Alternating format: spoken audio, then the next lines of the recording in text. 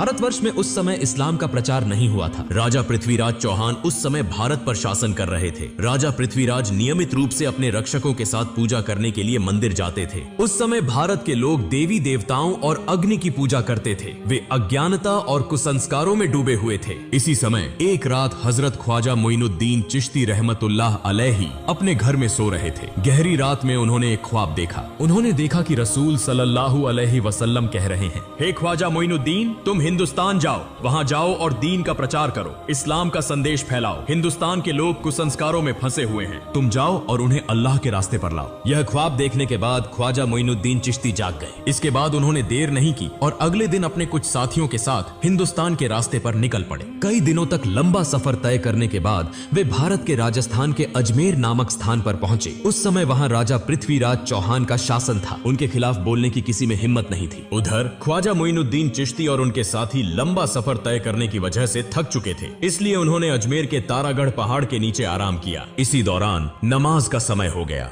ख्वाजा मोइनुद्दीन चिश्ती ने अपने साथियों से कहा, तुम पानी की तलाश करो क्योंकि वुजू करना जरूरी है, नमाज का समय हो गया है। तब उनके दो साथी एक लोटा लेकर पानी की तलाश में निकले। कुछ दूरी पर जाकर उन्होंने एक विशाल झील देखी जो आज के समय में आना सागर के नाम से जानी जाती है। वे आना सागर के पास पहुंचे और देखा कि राजा की सेना ने आना सागर को चारों ओर से घेर रखा है। उन्हें देखते ही सैनिकों ने पूछा, तुम लोग कौन हो? इससे पहले तुम्हें यहाँ कभी नहीं देखा, यहाँ क्या चाहिए? साथी दोनों ने कहा, हम ख्वाजा मोइनुद्दीन चिश्ती के शिष्य हैं, हम यहाँ वुजू करने के लिए थोड़ा पानी लेने आए हैं। यह सुनकर वहां मौजूद सारी सेना जोर जोर से हंसने लगी और कहने लगी, क्या तुमने राजा पृथ्वीराज का नाम नहीं सुना? उनके आदेश का उल्लंघन करने पर कठोर सजा मिलती है। इस झील से कोई और पानी नहीं ले सकता। पानी को हाथ लगाना भी मना है क्योंकि इससे पानी अपवित्र हो जाएगा। यह कहकर उन्होंने उन दोनों को भगा दिया। दुखी मन से वे दोनों ख्वाजा मोइनुद्दीन चिश्ती के पास लौट आए। तब ख्वाजा मोइनुद्दीन चिश्ती ने पूछा, तुम्हारे साथ क्या हुआ? क्या तुम्हें पानी नहीं मिला? उन दोनों ने कहा, हुजूर, पानी तो मिला